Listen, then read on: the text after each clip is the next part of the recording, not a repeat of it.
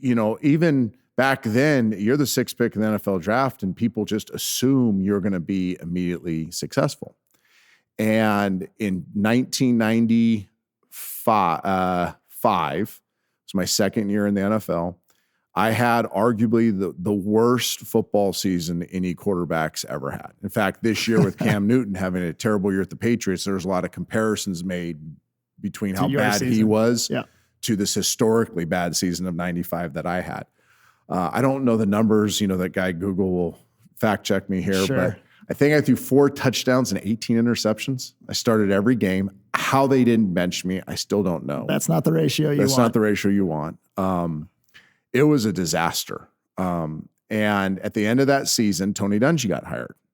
And Tony sat me down and he said, hey, everything analytically says we should move on. We have 2 issues. One, your contract won't let us move on. I was too expensive because I was such a high pick to let go of. But 2, he says, I really see a lot of good in what you can become. But you have to own what happened last year. And it's not somebody else's fault. It's your fault.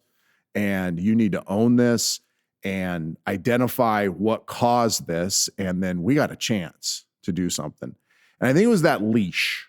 He gave me a leash. Like, okay, I'm going to give you time to see if you are introspective enough to recognize your culpability in this and then start taking the actions to correct it.